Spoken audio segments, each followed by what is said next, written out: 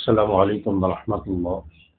ایک بہت ہی اہم سوال ہے جو وضو اور نماز کے متعلق ہے، اور اکثر عوام الناس کی طرف سے پوچھا جاتا ہے، اور عوام الناس میں یہ مسئلہ بہت زیادہ پایا جاتا ہے، اور لوگ غلط فہمی کا شکار ہیں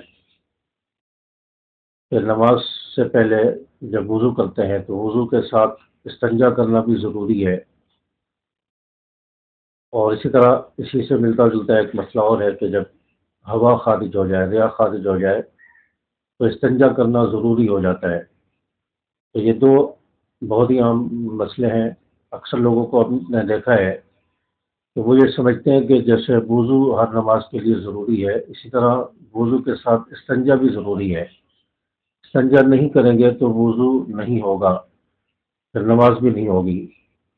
تو یہ ایک غلط فہمی پائی جاتی ہے۔ اور دوسری، جب ہوا خارج ہو جائے، ریا خارج ہو جائے تو اس صورت میں استنجا کرنا ضروری ہوتا ہے۔ استنجا نہ کیا ہوا خارج ہونے کی صورت میں تو ہمارا وضو نہیں ہوگا، نماز نہیں ہوگی۔ یہ دو مسائل بہت زیادہ پوچھے بھی جاتے ہیں، اور عوام میں اس بارے میں غلط فہمیاں بھی پائی جاتی ہیں، شک شبہ بھی پایا جاتا ہے۔ تو آج کی اس مختصر چھوٹی سی ویڈیو میں انہی دو مسائل کو لے کر اس پر بات ہوگی۔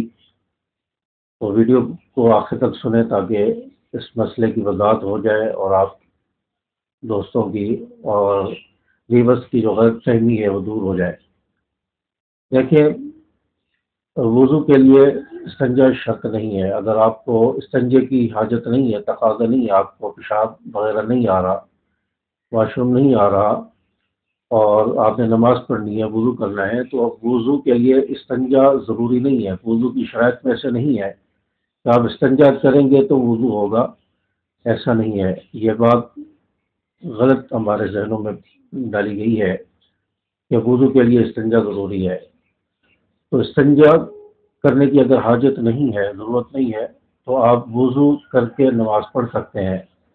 وضو کرنا، اس کے لیے استنجا کرنا یہ ضروری نہیں ہے، استنجے کی ضرورت نہیں ہے، تقاضا نہیں ہے، تو آپ بغیر استنجا کیے بھی وضو کر سکتے ہیں اور نماز پڑھ سکتے ہیں۔ اس طرح آپ کی نماز درست ہوگی۔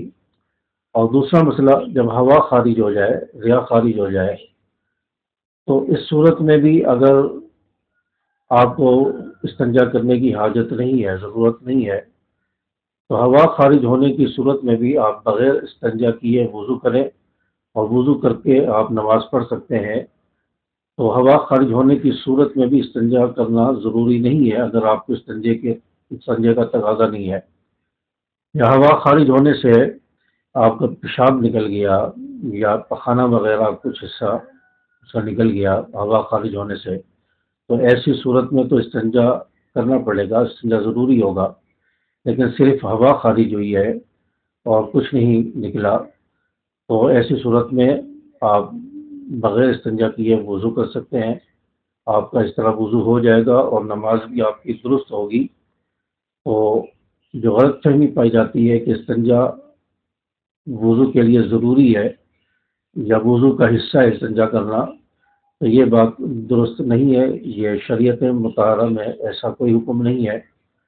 تو آپ بغیر استنجا کیے، اگر آپ کو استنجے کی حاجت نہیں ہے، آپ بغیر استنجا کیے وضو کریں اور نماز پڑھ لیں، آپ کی نماز ہو جائے گی، آپ کا وضو بھی درست ہوگا۔